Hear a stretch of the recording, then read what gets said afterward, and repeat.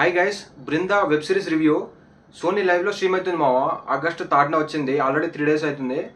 నేను చూసిన నాకైతే మామూలుగా అనిపించలేదు మావా. 5 hours ఉంటుంది, 8 episodes ఉన్నాయి.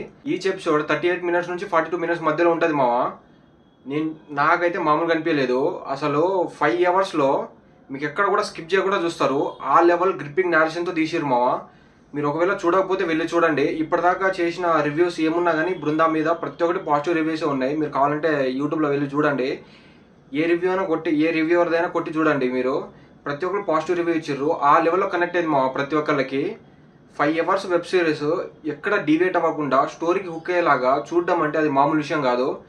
డైరెక్టర్ గారిని అయితే మామూలుగా మెచ్చుకోవద్దు మావా. అసలు హ్యాట్స్ ఆఫ్. డైరెక్టర్ గారి పేరు సూర్య మనోజ్.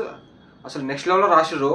నాకైతే మామూలుగా అనిపించలేదు మావా. స్క్రీన్ ప్లే కానీ కొన్ని మనకు ఆ కేస్ని డీల్ చేసే విధానం కానీ నెక్స్ట్ లెవెల్ అనిపించింది.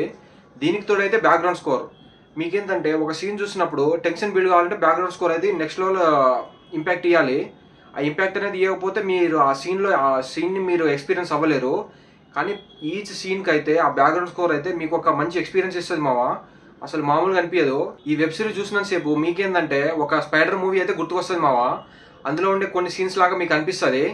ఎపిసోడ్ 3, ఎపిసోడ్ 5 ఇదైతే పీక్స్. అసలు మామూలుగా ఉండదు. ఈ 2 episodes మీరు చూసినా కానీ నెక్స్ట్ లెవెల్ ఉంటుంది. అసలు మామూలు ఉండదు మావా. స్టోరీ విషయానికి వస్తే ఈ మూవీ ఒక కేసుని డీల్ చేసే విధానం ఉంటుంది. ఆ కేసు నుంచి రిమైనింగ్ మొత్తం బ్యాక్ ఎండ్లో ఎంత పెద్ద క్రైమ్ ఉంటుంది, దాన్ని ఎలా చేస్తున్నారు అనేది ఒక స్టోరీ లాగా చూపిస్తారు మావా. ఒక మంచి పాయింట్ చెప్పడానికి ట్రై చేసారు వాళ్ళు. దేవుణ్ణి నమ్ముతున్నారు కదా, వాళ్ళని నమ్మడం ఎలా, నమ్మకుండా చేయడానికి విలన్ చేసే కొన్ని హత్యలు, ఇవి అయితే బాగా కాన్సెప్ట్ అయితే బాగా నచ్చింది మావ నాకైతే. అండ్ చాలా కన్వే మీద రాసుకున్నారు. విలన్ వచ్చేసరికి మన ఇంద్రజిత్ సుకుమారన్, ఆయన పర్ఫార్మెన్స్ అయితే బాగా ఇచ్చారు మావ. ఆయన ఎంగేజ్లో ఉన్నప్పుడు మౌలి అనే క్యారెక్టర్ చేసిర్రు. అంటే ఆయన ఎంగేజ్లో ఉన్నప్పుడు క్యారెక్టర్ మౌలి అనే అతను చేసిండు. అదైతే ఆయన కూడా బాగా చేసిండు. అండ్ త్రిష గారు అయితే నెక్స్ట్ లెవెల్ జాబ్ చేసిరు మావ. త్రిష గారి ప్రీవియస్ మూవీస్ గురించి వదిలేస్తే ఈ మూవీలో అయితే పర్ఫార్మెన్స్ అయితే ఇచ్చి పడేసిర్రు. అండ్ ఇంకో క్యారెక్టర్ ఉంటుంది మావ, హీరోయిన్ పక్కనే ఉండే క్యారెక్టర్ విజయ్, ఆయన పేరు రవీంద్ర విజయ్ అనుకుంటా.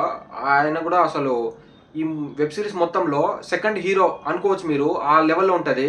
అండ్ మీకు వెబ్ సిరీస్ ఎంటర్ అయ్యే టైంలోనే మర్డర్ని చూపించే పోస్ట్ మార్టం తీసుకెళ్ళినప్పుడు ఆ సీన్ ఉంటుంది మావా. నేను ఎగ్జాక్ట్లీ ఏంటంటే ఆ టైంలో ఓటీటీలో పెట్టుకొని అన్నం తింటుండే. ఆ సీన్ చూస్తుంటే అసలు అన్నమే తినబుద్ధి కాలేదు. ఆ మర్డర్ని చూపించే విధానం అండ్ ఆ డెడ్ బాడీని చూపించే విధానం అయితే నాకైతే నెక్స్ట్ లెవెల్ అనిపించింది. మీరు చూస్తే మైన్యూట్ డీటెయిల్ కూడా చాలా ఉంటుంది మావా. ఆ డెడ్ బాడీ మీద మనకు ఎలుకలు కొరికేయి కానీ, పందికొక్కులు కొరికేయి గోను సంచులో సంథింగ్, అది మీకు చాలా కనెక్ట్ అవుతారు. కాళ్ళ మీద కానీ చేతుల మీద కానీ. అండ్ ఒక బర్డ్ దాన్ని కొరికేది, అదంతా చాలా మైన్యూట్ డీటెయిల్స్ అయితే బాగా తీసుకొచ్చిర్రు. నాకైతే బాగా అనిపించింది మావా. అండ్ నేను ఇది 2 days అయితే చూసి, కానీ రివ్యూ ఎందుకు లేట్ అయిందంటే రెగ్యులర్గా వీడియోస్ పెట్టుంటే ఎవరు చూడట్లేదు. అండ్ మ్యూజిక్ డైరెక్టర్ ఏమో శక్తికాంత్ కార్తిక్, మన Fidaa and Nela Ticket movie music director.